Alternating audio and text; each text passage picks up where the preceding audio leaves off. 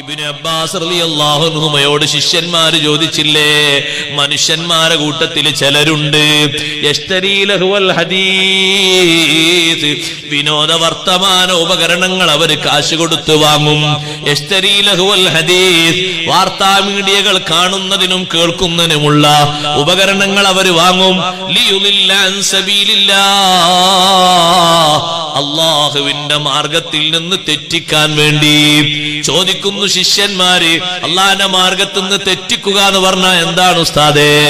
Ibn Abbas തങ്ങളെ മറുപടി എത്ര കൃത്യമാണ്. ഖുർആനോത്ത് മുടക്കലാ. ഉപകരണങ്ങൾ ഖുർആനോത്ത് മുടക്കിയ അത്ര ഖുർആനോത്ത് മുടക്കിയ എന്തെങ്കിലും നമ്മളെ ജീവിതത്തിൽ വന്നിട്ടുണ്ടോ എന്ന് പറയൂ.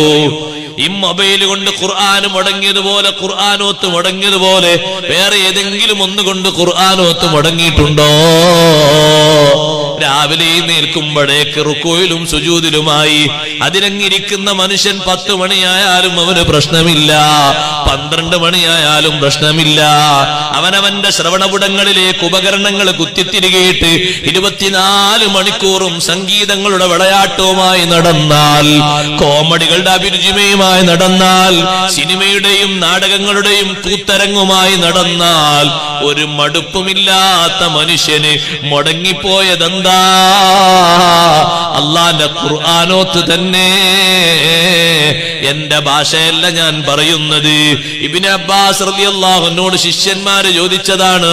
വിനോദ വാർത്താ ഉപകരണങ്ങൾ വാങ്ങുമ്പോ അല്ലാഹുവിന്റെ മാർഗത്തിൽ നിന്ന് മറ്റുള്ളവരെ തെറ്റിക്കുക എന്ന് പറഞ്ഞല്ലോ, എന്താണ്?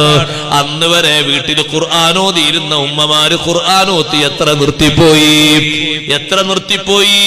പ്രായമുള്ളവരുടെ കയ്യിൽ ഒരു പക്ഷേ ഉപകരണങ്ങൾ വരുന്നതിന്റെ മുമ്പ് ഒരു മാസം ഒരു ഖത്മ് തീർത്തിരുന്നത് ഉപകരണങ്ങൾ വന്നപ്പോൾ ഒരു ജുസ് പോലും ആകാതെ വന്നുപോയി.